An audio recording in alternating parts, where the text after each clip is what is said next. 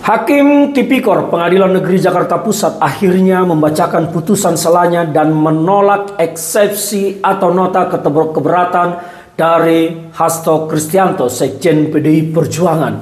Hakim menilai bahwa dakwaan jaksa penuntut umum KPK harus diproses dan masuk ke tahap pembuktian, harus diuji pada proses pembuktian. Dan akhirnya hakim memutuskan untuk melanjutkan proses persidangan terhadap Hasto Kristianto.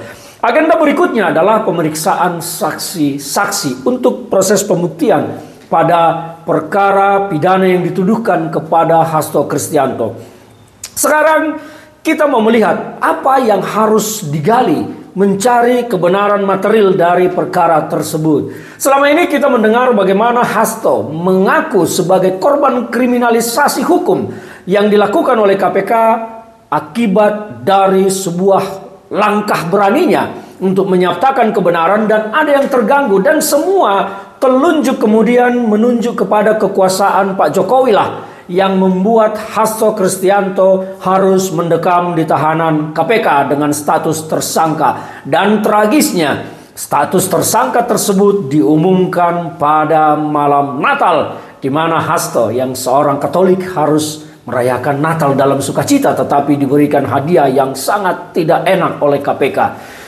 Pada tahap pembuktian secara material dari pidana yang dituduhkan kepada Hasto ini menarik. Hasto tetap bertahan dengan apa yang dia sampaikan terkait proses kriminalisasi terhadap dirinya, dan yang bertanggung jawab di balik itu semua adalah Jokowi, Presiden Republik Indonesia pada periode yang lalu.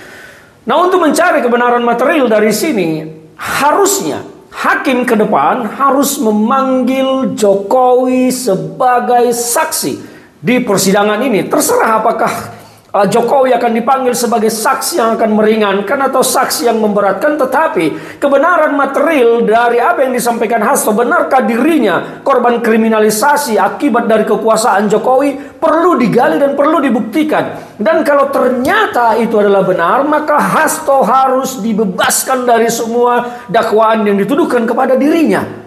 Kalau tidak benar, kalau memang itu menjadi memberatkan, saya pikir bahwa Pak Hasto siap dengan risiko itu, karena yang disampaikan oleh Hasto adalah sebuah kebenaran menurut versinya. Dan maka itu saya berpikir bahwa hakim tidak boleh mengabaikan kehadiran Jokowi. Hakim harus memanggil Joko Widodo sebagai saksi di persidangan untuk membuktikan kebenaran material dari perkara ini. Karena Hasto secara jelas dan tegas menyatakan dia adalah korban kriminalisasi dan saat ini adalah sebagai tahanan politik. Karena dia sesungguhnya tidak menjadi kriminal, tidak pelaku kejahatan, tetapi karena ada kekuasaan yang mempengaruhi KPK, maka Hasto pun harus dikriminalisasi. Dan di negara ini tidak boleh seperti ini terjadi. Hukum kita menganut bahwa lebih baik membebaskan 1000 orang bersalah daripada menghukum 1 orang tak bersalah. Jangan sampai Hasto yang tidak bersalah ini nanti menjadi dihukum. Apalagi kalau sampai ada titipan-titipan kekuatan politik yang meminta Hasto harus dihukum berat, ini kan akan semakin kacau negara kita. Penegakan hukum kita semakin tidak benar.